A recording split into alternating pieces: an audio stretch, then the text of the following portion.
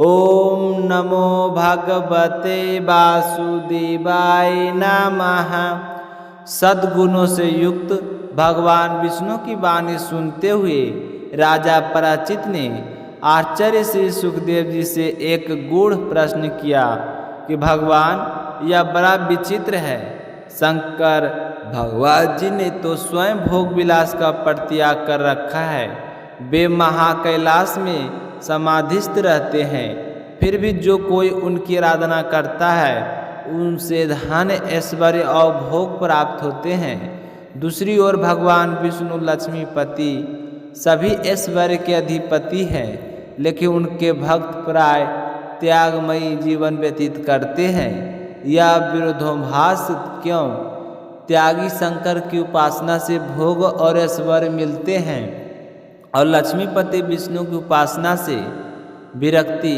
कृपया इस रहस्य को स्पष्ट कीजिए। तो श्री सुखदेव जी मुस्कुराए और बोले कि पराचित, यह प्रश्न केवल तुम्हें ही नहीं, तुम्हारे दादा महाराज युधिष्ठिर ने भी भगवान श्री कृष्ण से किया था। सुनो, श्री कृष्ण ने उस समय क्या उत्तर दिया। भगवान श्री कृष्ण ने धर्मराज युधिष्ठिर से कहा, राजन, जिस पर मैं कृपा करता हूँ उसका सब धन धीरे धीरे छीन लेता हूँ। उसके रिश्तेदार, सगे संबंधी, मित्र सब उसे त्याग देते हैं।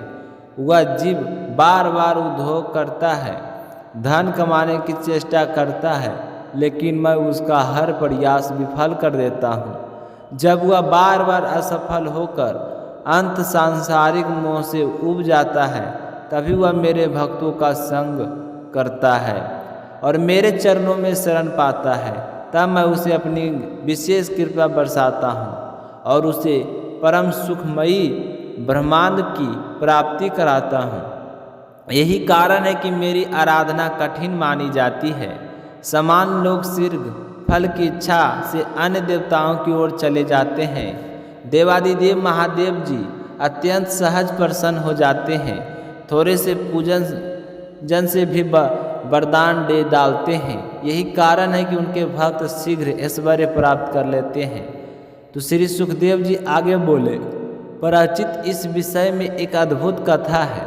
एक बार दैत्य विकासुर ने देवश जी नारद से पूछा कि तीनों देवों में कौन सबसे देवता सबसे शीघ्र प्रसन्न होते हैं। तो नारद जी ने उत्तर दिया, तुम्हें वर चाहिए तो भगवान शंकर की उपासना करो, वे बहुत जल्दी प्रसन्न हो जाते हैं। तो नारद जी का परामर्श पाकर विकासुर केदार क्षेत्र गया। उसने अपने शरीर का मांस काट काट कर अग्नि में हवन करना शुरू किया। 7वें दिन उसने अपने मस्तक को काटकर आहुति देने का निश्चय किया। तभी दयालु महादेव प्रकट हो गए और उसके हाथ पकड़कर बोले, वत्स, बस करो, मैं प्रसन्न हूँ, तुम वर मांगो। तो विकासुर ने वर मांगा कि मुझे यह वर दीजिए कि मैं जिसके सिर पर हाथ रखूं वही भस्म हो जाए। तो भोलेनाथ ने बिना सोचे समझे वर दे दिया। वर पाकर विकासुर ने सोचा, अब पार्वती जी को अपने अधिकार में कर लूं।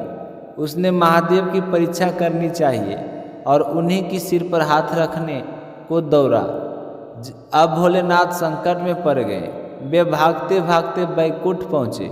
वहाँ भगवान विष्णु ने ब्रह्मचारी का भेष धारण किया और बेकासुर के सामने प्रकट हुए। उन्होंने मधुर वाणी में उससे कहा, दानवराज, आप थके हुए प्रतीत होते हैं, तनिक विश्राम कीजिए।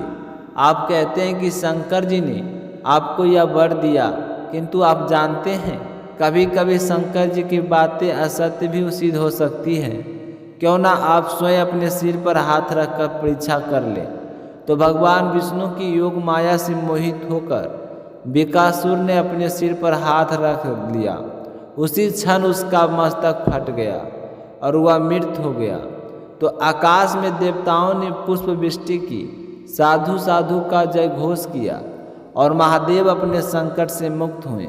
तो श्री सुखदेव जी ने कहा कि पराचित, भगवान विष्णु की यह लीला केवल कथा नहीं बल्कि गहरा संदेश देता है कि जो इस कथा का श्रवण करता है, सुनता या सुनाता है, वह शत्रु भय से मुक्त हो जाता है और जीवन में दिव्य शांति प्राप्त करता है।